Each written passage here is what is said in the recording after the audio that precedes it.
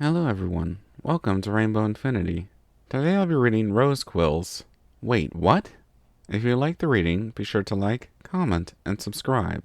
Please enjoy. You're joking, right? Sunset, a quiet voice asked. The redhead looked over from her locker to see a girl standing nearby, nervously rubbing her forearm. Hey, Wallflower, she said, smiling. What's up? The girl whispered. She was still a little self-conscious about the incident with the memory stone. About what happened. Sunset smiled sympathetically as she shut her locker and started for the photography room.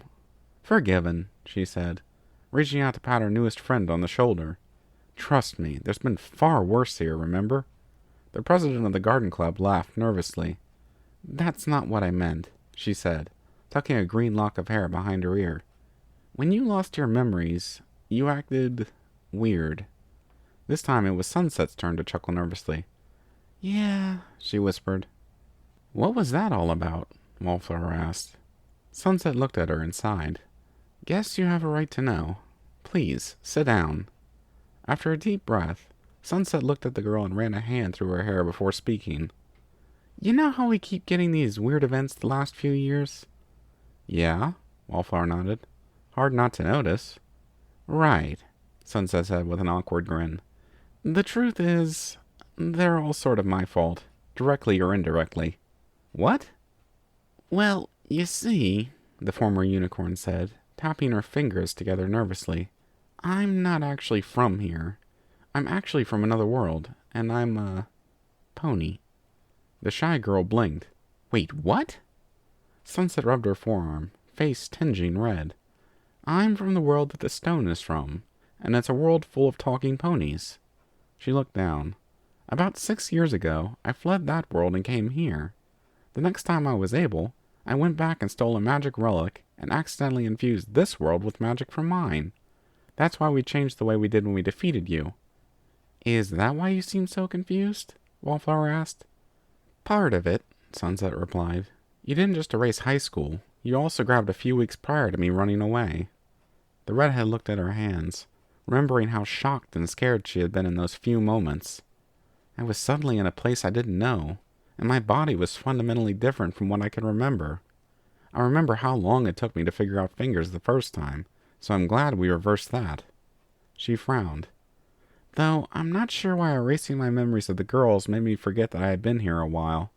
Something else to ask the princess, I suppose. Princess Celestia? No. The Equestrian smiled, remembering the look on Twilight's face when Celestia had shown her the restricted section of the library. A friend of mine from back home. She's what you call one of the foremost experts on magic. Princess Celestia is the counterpart to our Principal Celestia, and she rules the kingdom I'm from. She was also my mentor. Green Eyes met Teal as the whole sordid affair behind her flight from Equestria was told, including the events at the Friendship Games and Camp Everfree, which Wallflower hadn't been able to attend because of a family trip the same week. And so I suppose that's another apology I owe you, Flower, Sunset said with a sad smile. If I hadn't brought the crown here, there wouldn't have been enough ambient energy for the stone to work. Maybe. You're kidding, right? Sunset looked up in confusion. What? Wallflower smiled. I know you're not seriously going to apologize for the things I did, just because you might have had something to do with it. The nondescript girl pointed a finger at Sunset. It's my own fault I made you all forget me, and my fault that I got mad about it. I just took it out on you. She shrank down a little. And I'm sorry about that. Sunset smiled. Don't worry about it, she said, brushing her lap before standing. We've all forgiven you, and the stone has been destroyed. It can't replace the memories you erased over the years, but we can form some new ones, yeah?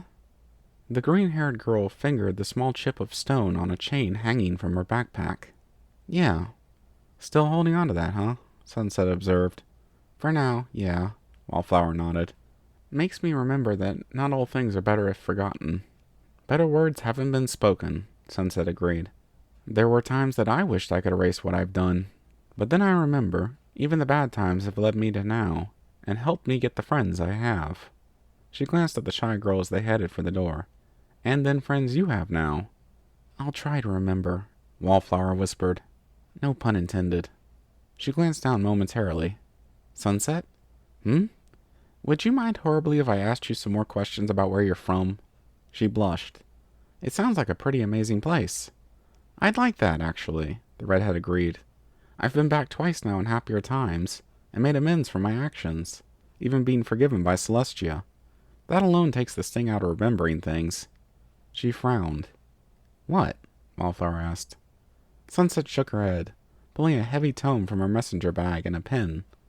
As she started to write in what was apparently a journal, curiosity got the better of her. What's that?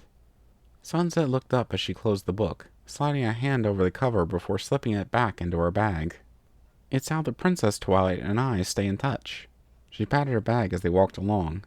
It's not quite as good as a cell phone, but it works in a pinch. And what secret thing were you saying to her? If you can share, that is. Just a trend I've noticed lately. Before she rigged the portal, it was only open for 3 days every 30 moons.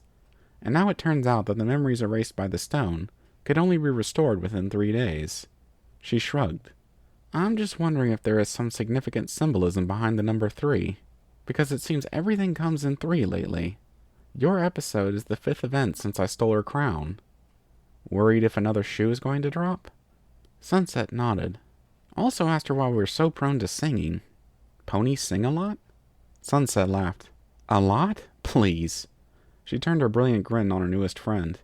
In Canterlot Castle, every Tuesday at 3, the entire staff would break out in song like clockwork.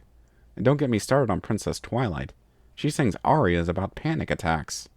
The 2 girls giggled as they went to go meet the rest of their friends. Thank you for listening in. I hope you enjoyed the reading. Until next time, stay tuned.